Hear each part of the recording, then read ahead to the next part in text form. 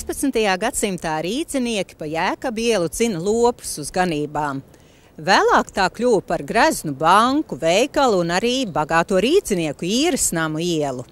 Taču 20. gadsimtā Jēkabu ielai bija lēmts kļūt par vietu, kur tika izlemti mūsu valsts likteņi. Ielai nosaukumu devusi Svētā Jēkaba baznīca, tāpēc padomju vara to pārdēvēja par Komjaunatnes ielu, bet Jēkaba laukumam deva Černiševska vārdu. Jēkaba laukums izveidojies 16. un 17. gadsimtā, līdzās nocietinājuma mūra Jēkaba bastionam un kalpojis karaspēka apmācībai, kā arī umurkumura spēlēm Rīgas svētkos. 1828. gadā Zviedru laika arsenāla vietā uzceļ 135 metrus garu muitas noliktavu. Ēkas autoros min Itāli Lukīni, Nellingeru un vācieti Špacīru. Un, protams, ka šiem cilvēkiem, kas visi ir strādājuši Krievijas armijas inženieru dienestā, ir pazīstams ampīra laika celtniecības formas. Un tas nozīmē lieli mērogi, visi logi vai durvju ailas, kaut kas līdzīgs triumfa arkām, kurām var doties cauri bezmaz 4 jūgā. Šai ēkai ir lemts bijis tātad laika gaitā kļūt no muitas noliktavas par armijas noliktavu, tagad par kultūras iestādi. Un kā muzeja un izstāžu zāle arsenāls, šī ēka ārkārtīgi labi pilda tai uzticētās funkcijas. Laukumam Rīgas pilsētas dārzu un parku direktors Georgs Kūfalds 1900. gadā izstrādāja projektu. Gan šāda te laukuma plānojums, gan apzaļumojums apkārt ar Holandes liepām pa perimetru atbilst pilnīgi tādai klasicisma laika domāšanai un 19. gadsimta stilistikai, veidot tādu jauku ansambli ar šo arsenāla ēku. Iepratī laukumam atrodas virkne īres namu, no kuriem greznākais ir arhitekta Pīlemana 19. gadsimta beigās celtais īres nams ar veikaliem, kas savu funkciju sekmīgi turpina arī šodien. Tomēr īpaši nozīmīga Rīgai ir nesen ugunsgrēkā izpostītā ēka, tā sauktajā birģeru klasicisma stilā. Tā ir celta 1786. gadā. Un arhitekts ir Kristaps Hāberlands, mūsu ievērojamais Rīgas būvmeistars, projektējis namdaru meistaram Krēmeram, kurš pats arī ir veidojis savā namā visus būvgalvniecības izstrādājumus. Šis nams ārēji ir saglabājies tāds, kāds viņš bija, kad viņu uzcēla. Protams, iekšpusē 19. gadsimta sākumā ir notikušas vairākas pārbūves, arī pagalma pusē tiek piebūvēti jauni korpusi, likvidētas stāles, pārveidotas par dzīvojamām telpām un tam līdzīgi. Vēl saglabājusies neizmainītā veidā 18. gadsimta pēdējā ceturkšņa liecība, un, manuprāt, viņas atjaunošana būtu jāveic.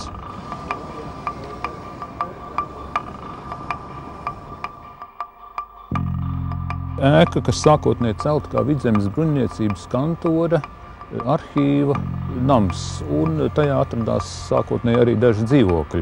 Ēka celta 1901. gadā pēc plaši pazīstamā arhitekta Vilhelma Neimaņa projekta. Ļoti izteiksmīga, veiksmīga un eleganta kopumā. Stilistika vairāk šeit sakņojās tādos baroka motīvos, kas Neimanim arī bija iemīļoti.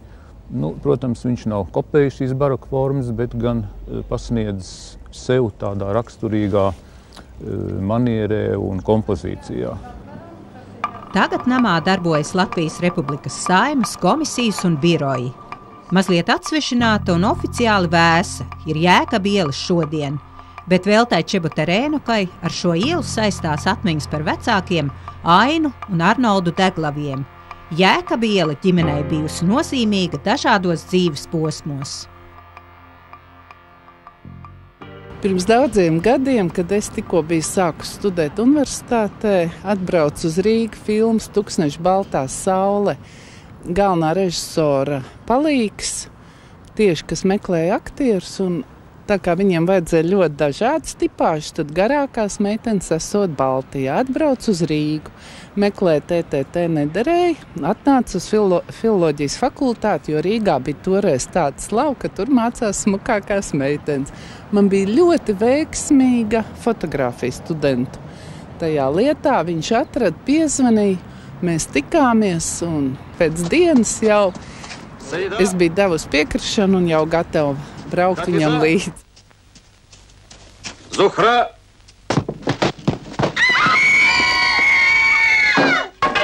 Un viņš man saka, parāda man Rīgā tās vietas, kur varētu filmēt ārzemes. Es viņu aizvedu uz augstāko padomu. Viņš teica, tā gan ir iespējīga ēka, te varētu vāciešus un ko tur filmēt. Un man tas tā ir palicis prātā, jo pa Jākaba ielu staigā ļoti daudz padomju armijas virsnieku un formās tērpu cilvēku. Jākaba ielā ir Valsts bibliotekas reto krājumu nodaļa. Toreiz vēl tāda specnodaļa bija, un es universitātē tā meitenīgi bija iemīlējusies pasniedzējā Vilnī Eichvaldā, kurš jau toreiz bija ļoti liels brīvdomātājs, ļoti gudrs, ļoti gaišs cilvēks, un izvēlējos tēmu rakstīt pie viņa. Un tā bija poruka ētiskie uzskati. Es māmai rādu, kādu man vajag literatūru, un viņa saka, es tev nevaru palīdzēt. Es saku, kā tu nevari? Viņa saka, tie visi ir specliteratūra. Es saku, bet tu esi direktori. Es saku, es esmu direktori bibliotekai, bet es neesmu direktors specnodaļai. Tev viss būs jākārto pilnīgi citādi.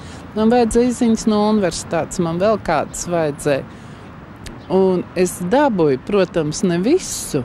Un es uzrakstīju, un tad, kad es biju aizstāvēšanā, tad bija tāda sajūta, ka man bija pat brīdi tāda doma, ka varbūt arī neaizstāvēšu. Viss beidzās labi un bija arī augsta atzīme un viss bija kārtībā. Es esmu ļoti pateicīga vecākiem, jo viņi man iemācīja plašāk skatīties uz dzīvi, pieņemt lēmumus, būt ļoti patstāvīgai un galvenais arī nenobaidīties. Arhitekts Hermanis Zeiperlichs 1907. gadā projektē bankas namu oriģinālā stilā. Pēc Otrā pasaules kara tur izvieto valsts bibliotekas, tagad Nacionālās bibliotekas, letonikas, periodisko izdevumu, reto grāmatu un rokrakstu nodaļas. Tagad te var lasīt brīvi, jo vairs nav padomju laika specfondu. Man bieži jautā, kur mēs ņemam interesantos faktus, ko izmantojam raidījumā ielas garumā. Tad lūk, ir šādas mapītes retumos, kur rakstīts Siecinieca Valērija Rīgas ielu nosaukumi. Un šajās mapītēs ir rokrakstā ļoti interesantas piezīmes, gan par to, kā radušās Rīgas ielas, kā mainījušies to nosaukumi, un atšifrējot viņus rokrakstu, mēs arī atrodam daudz interesantu faktu, kas vēlāk noder raidījumā. Retumu nodaļas slepnums ir unikāls seno zīmogu krājums, bet bibliotekāris var izstāstīt aizraujošus stāstus par daudzu mūsu kultūrai nozīmīgu grāmatu glābšanu gan padomju, gan vācu laikā. Bibliotekāris esot centušās pašaizliedzīgi aizstāvēt nacionālās kultūras vērtības. Viņas likušas kastēs makulatūru, it kā pat ķieģeļus, bet uz procesējumiem viena darbiniece, kam esot bijuši kupli čigāniski bruņči, esot apsēdusies virsū un tādā veidā paglābusi šos te procesu monumentus no aizvešanas. Mums padomju laikā kādā vienībā glabājās Baumaņu Kārļa Dievs svētī Latviju, kur nebija nekur katalogos rakstīts, kas tas par skaņdarbu, un tikai mēs zinājām, ka tāds mums ir. Tāpat katalogos neietvertu, mēs glabājām Lūcijas Garūtas kantāti Dievs tava zemedē. Padomju laikā kāda sieviete uz antikvariātu atnesa Jāņa Mediņa operas Dievi un cilvēki foliantu, un biblioteka iesaistījās detektīvu romāna Cienīgā piedzīvojumā. Mēs bijām gatavi pirkt un piedāvājām viņai 1000 rubļus. Tā bija liela nauda tam laikam. Bet sieviete laikam saprata, ka te jau ož pēc labas naudas un sāka apstaigāt citas kultūras iestādes. Un beigās izteicās, ka viņa iešot uz melno tirgu un mēģināšot tur labi pārdot. Bet operas pirmajā lapusē stāv ieraksts manai mīļajai sievai. Un manuskripts radies 1922. gadā. Mūsu nodaļa, saprotot arī, ka šai krievu sievietei nevar būt īpašuma tiesības uz latviešu komponista manuskriptu, ko viņš dāvinājis savai sievai. Mēs paziņojām prokuratūrai, un prokuratūra norganizēja tādu triku. Viņi dabūja savu aģentu, smalku kungu Tauriņā, šis aģents satikās ar sievieti, bet konservatorijā jau gaidīja, kā toreiz teica obehēsniķi, kad visas lietas bija noskaidrotas un juridiski korekti nokārtotas. Mēs gājām saņemt, kā protokolā teikts, latviešu kultūras vērtību, kas ir sociālistiskais īpašums. Mūsu raidījumam reiz atsūtīja interesantu aprakstu par Zvirgstu salu, bet apraksta autoru mēs nejauši satikām bibliotekā, kuras lasītājs viņš ir 60 gadus. Tas bija apmēram 50. 51. gada. Visi zēni ļoti aizrauja ar Žila Verna romāniem, ar visādu piedzīvojumu aprakstiem. No 52. gada rudenī gandrīz katru dienas pirmo pusi, pirms skolas, steidzas šeit palasīt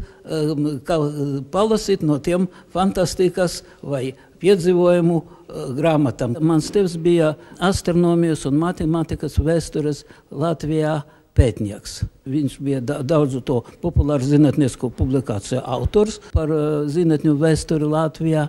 Bija sarunāts ar Apiņakungu, kā šeit tieši šajā ēkā būs veidots mana tēva zinātņu dokumentācijas fonds. Tēvs mīris 77. gadā, un ar viņa norīkojumu es pabeidzu fondu veidošanu. Pārliecība, ka jaunu biblioteku tiešām vajag, rodas periodisko izdevumu nodaļā. Putekļu smarža, smagi avīžu komplekti, gandrīz vai antīku ratiņu čīkstoņa.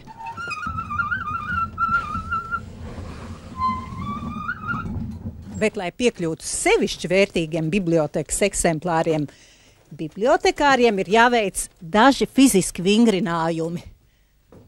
Rīgas pilsētas policijas avīze saucās, un tā ir izdota 1889. gadā.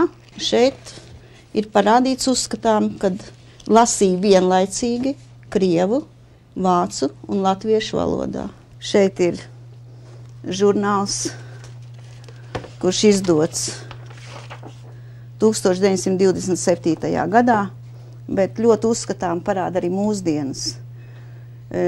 Attēlots ir budžets, kuru katrs velk uz savu pusi, staigājot par šauro nodokļa virvīti. Laika mainās, bet problēmas paliek tās pašas, gan politikā, gan sadzīvē, gan dabā. Barikāžu un puča laikā 1991. gadā biblioteka ir Saeimai tuvākais drošais neatkarības aizstāvju atbalsta punkts ar šifrēto nosaukumu TTT – tēja, tualete, telefons. Es esmu apjautājis diezgan daudz savus draugus un paziņas, un viņiem ir grūti atcerēties ļoti konkrētus faktus, skaitļus, datumus, pulksteņus. Bet diezgan daudz, kas saistās ar vizuālām atmiņām, un, lai cik tas arī apbrīnojami nebūtu, smaržas atmiņām. Šis nams bija pilns ar piparmētru tējas smaržu. Stāsts par Jēkabieli nebūtu pilnīgs bez šī skapja, bez šīs kartotēkas par Latvijas ģeogrāfisko vietu vēsturi. Taču visvairāk materiāli mums ir par Rīgu. Tās ir veselas 6 kastītes. Un jebkurš Latvijas iedzīvotājs, sēžot mājās pie sava datora, var atvērt Latvijas Nacionālās bibliotekas mājaslapu, atrast sadaļu kartotēkas un datu bāzes, ieraudzīt uzrakstu Latvijas vietu vēsture, un starp citu, tā ir viena no labām idejām. Sakopot visu informāciju par šo vietu, varbūt kādam ļoti mīļam cilvēkam uzdāvināt to dzimšanas dienā. Tā ir noticis. Šī ēka ir tiešām celta kā banka 1893. gadā pēc arhitekta Trompovska projekta, un ir ļoti raksturīgs eklektisma stila paraugs. Neviena fasādes vieta nav atstāta bez uzmanības. Tur mēs redzēsim gan pilastrus, sandrikas virs nogailām, rustojumu, dažādas citas dekora elementus, un tas arī tieši ir eklektisma stilam raksturīgi. Šī te ārkārtīgi mākslinieciskā piesātinātība fasādē un dažādu dekora elementu ritmisks, vienlīdznozīmīgs kārtojums. Pirmajā stāvā ir sākotnējā funkcija atgriezusies, jo tur ir iekārtota Latvijas Krājbankas nodaļa. kas tika, pirmais stāvs bija projektēts 1999. gadā pēc arhitektes Zanas Kalinkas un Pētera Venskoviča projektiem. 19. gadsimta sākumā šī vieta izskatījās tā, kā jūs redzat šajā senajā gravīrā. Jēkaba iela, 2. nams. Šis nams piederēja senai Rīgas koktirgotāju dzimtai Panderiem. Tirgotāja Pandera dēls, Kristiāns Panders, guva labu izglītību ārzemēs un kļuva par paleontoloģijas pamatlicēju Krievijā un Pēterburgas Zinātņu akadēmijas akadēmiķi. 1837. gada vasaru viņš pavada Carnikavas muižā, kas arī pieder viņa ģimenei. Carnikavas draudze tolaik ir Daugavgrīvas Baltās draudzes sastāvdaļa. Šīs draudzes priekšnieks ir Jānis Peitāns, Bolderājas muižas nomnieks un pirmās latviešu teātra izrādes veidotājs. Ir saglabājies viens baznīcas konventa sēdes protokols, kur akadēmiķis Panders un Jānis Peitāns kopā lemj par skolotāju uzturēšanu, skolu stāvokli draudzē un atalgojumu. Vēl 13. gadsimta sākumā Jēkaba iela atradās ārpus pilsētas mūriem, bet te apmetās ceļnieki, kuriem arī vajadzēja savu garīgā patvērumu vietu. Protams, šiem ceļiniekiem tiek radīta Svētā Jēkaba kapela, par kuras atrašanos vietā, kur ir šobrīd Jēkaba baznīca, ir zināms jau 1225. 226. gadā. Taču jau 13. gadsimta otrā puse noteikti saistās ar šīs kapelas pārvēršanu pamatīgākā, noteikti vērienīgākā ķieģeļa materiālā, un tagadējā baznīcas altāra daļa, šis kubs, kurš ir arī šodien tikai baznīcas altāra daļa, ir sākotnējā Jēkaba baznīca, kurai par tādu nācās palikt apmēram 100 gadus. Tad 14. gadsimtā šai baznīcai rietumu galā tiek piebūvēts tornis, zemāks kā pašreizējais. Baznīcai tiek paaugstināts vidusjoms, viņa tiek padarīta par bazilikālu celtni ar grezniem logiem, kas met iekšā vidusjomā daudz vairāk gaismas. Baznīcas altāra daļā trīsdaļīgs loks, kas personificē trīsvienīgo Dievu. Un arī tornis tiek paaugstināts par augšējiem stāviem, kurus mēs redzam pēc gaišāku sarkanu ķieģeļu raksta. Operciedātājs Maris Vētrs savā grāmatā Rīga toreiz baznīcas torni raksturo visai amizanti. Svētais Jēkabs ir komplicēts, bet izskatās vienkārši. Viņa tornis ir pagarš, slaids, kā iztīdzējis burkāns ar apakšgalu uz augšu, bet izaug no sīpola rezgaļa. Burkāniem tādu nav. Tādi resni gali ir bietēm, bet bietes nekad nav tik garas. Mazu komplikāciju Svētajam Jēkabam piešķira arī mazs jumtiņš torņa sānos. Agrāk tur karājies sodu zvans, un arī tagad tieši blakus impozanti pregantai Svētajai Mārai padara Jēkaba torni satrauktu, bet cēlu. Kopš Rīgas 800 gades jubilejas šis zvans atkal tur karājas. Tautā šis zvans ir ticis saukts par Svētā Blazija zvanu vai par nabaga grēcinieku zvanu. Svētais Blazijs, ja viņš atkal tiek saukts par Vlasiju, ir sava mūža laikā bijis bīskaps tagadējās Armēnijas teritorijā un tur cietis no kristiešu vajāšanām. Viņš tiek saistīts arī dažkārt ar auklu rituļa vai sveču attēlojumu pie viņa kājām. Auklas dod iespēju viņu uzskatīt par svēto, kas sargā no kakla slimībām. Un tagad es esmu tuvāk šai patiesībai. Svētā Blazija zvanu Rīgā zvanīja tanīs reizēs, kad uz Rāclaukuma tika sodīts kāds noziedznieks. Tātad viņam uzmeta cilpu un savilka ap kaklu tik spēcīgi, kad viņš atvadījās no šīs pasaules. Bet par viņa aiziešanu var zvanīt tikai tādu zvanu, kas atrodas ārpus svētītas iestādes. Tad, kad 1915. gadā šo zvanu noņem, uz tā ierauga vēl vienu līdz tam nezinām uzrakstu, kurš ir tikai mutvārdu folklorā saglabājies līdz mūsdienām. Dievs sargi mūs no mēra, krieviem un ūdensplūdiem. Kultūrslānis ap Jēkaba baznīcu glabā atmiņas par reformācijas laika svētbilžu grautiņiem, kad katoļus padzina un te apmetās latviešu luterāņu draudze. Polijas karalis Stefans Batorijs baznīcu atdeva jezuītiem, bet zviedru karalis Gustavs Ādolfs savu ienākšanu Rīgā atzīmēja ar baznīcas griestos iesprūdušu lielgabalu lodi un zviedru garnizona draudzes izveidi šeit. Katoļi savu dievnamu ne bez skandāla atguva Latvijas republikas laikā. 1922. gadā, tas ir Zigfrīda Annas Mejerovica panākums starptautiskais, tiek noslēgts tā dēvētais konkordāts ar Vatikānu.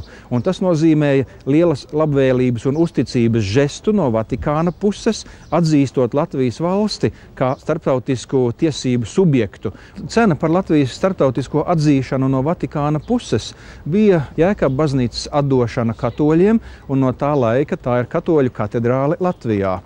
Un blakus esošās Marijas Magdalēnas baznīcas un kādreizējā cisterciešu sieviešu klostera arī atdošana katoļiem. Man nācās tieši ar mūsu draudzes prāvestu Antonu Smelteru 93. gadā šeit pāvestu sagaidīt. 800 gadu kristietības pastāvēšanas laikā tas ir arī pirmais pāvests, kurš šeit viesojās. Pāvesta Jāņa Pāvila II vizīte bija viens no atjaunotās Latvijas nozīmīgākajiem notikumiem, bet Svētā Jēkaba katedrāle Latvijas brīvības aizstāvjiem kalpoja kā drošs patvērums un garīgā atbalsta vieta barikāžu un puča laikā. Tad cilvēki šeit lūdzās, un cilvēki lūdzās pat krustā krītot. Un tajā brīdī arī mūsu draudzes prāvests tēvs Antons Smelters, atceros, kad viņš ienāca altāra telpā un lūdzās. Pēc kāda šī brīža atskanēja to, kad Maskavā arī jau ir šis pučs apslāpēts. Un tad vēlāk izejot jau laukā, redzēja tos autobusus, kas brauc projām ar šiem kareivjiem, un mūsu tauta ar ziediem rokās mājot dziedāja projām, jāiet, es nevaru šeit palikt. Konkursā no daudziem darbiem tika izvēlēts mākslinieka Sandro, jeb Aleksandra Čaidzes darbs, savdabīga piramīda, kura ir savu veidu stabilitātes un savu tāda mūžīguma, noturības un izturības simbols. Viss ir ļoti skaisti, bet kā jau darbs, kuru veids ziemā, nevar tikt kvalitatīvi izdarīts. Protams, tā netaisa pieminekļus ilgam laikam un vēl jau vairāk simboliskām vērtībām. Katoļu garīdznieks un politiķis Francis Strasuns baznīcu sasaista ar Saimu. Viņa pūliņu rezultāts bija Latgales pievienošanās Latvijai, un tā brīvības piemineklis ieguva savu 3. zvaigzni. 1790. gadā Vidzemes bruņniecība šeit pie pilsētas mūra ir nopirkusi kādu zemes gabalu ar nodomu celt uz tā savu landtāgu ēku. Bet šis nodoms īstenojās tikai 19. gadsimta vidū. 1863. gadā izsludina projektu konkursu. Tajā uzvar Pēterburgas arhitekts un akadēmiķis Roberts Flūks un toreiz pavisam jaunais, pirmais akadēmiski izglītotais latviešu arhitekts Jānis Baumanis. Šo projektu īsteno apmēram 4 gadu laikā. Nišā, kur šobrīd atrodas Lāča plēsis, toreiz bija ievietota Voltera von Plettenberga skulptūra, persona, kuru idealizēja Baltijas bruņniecība. Otra metafora ir pati šī ēka, kura ir darināta Florences palazzo formās. Viss liecina par to, ka Vidzemes bruņniecība grib līdzināties Florences dzimts aristokrātijai, un nekādi cari nav spējuši viņus izsist no savām ambīcijām atrasties šeit Vidzemes centrā un noteikt politiku. 1922. gadā Saimes namā plosās ugunsgrēks. Ēkas atjaunošanu uztic arhitektam Eiženam Laubem, bet tēlnieks Rihards Maurs veido Lāčplēša skulptūru. Padomi laikā namā atrodas Latvijas PSR augstākā padome. Ideoloģiski nepareizais Lāčplēsis pazūd, lai atgrieztos 21. gadsimtā. Tagad Saeimas nama bibliotekā ir piemiņas plāksne ar Saimes un Latvijas Republikas augstākās padomes deputātu vārdiem.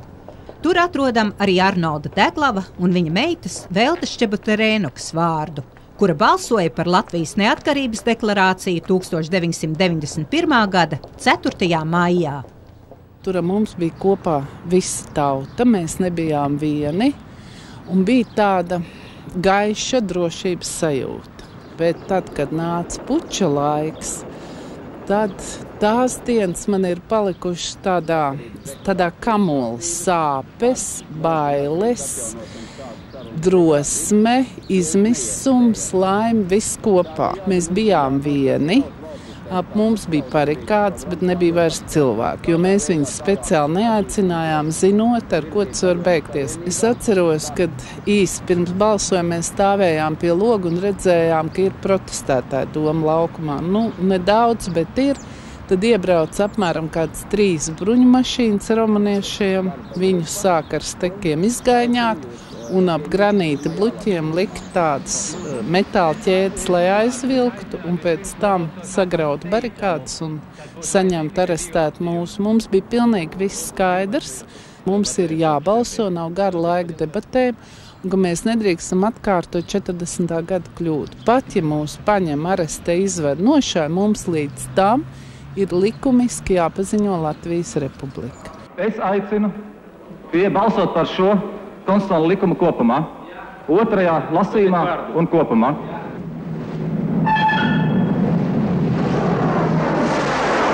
(111 par, pret 13 un valstiskais status juridiski ir mainīts.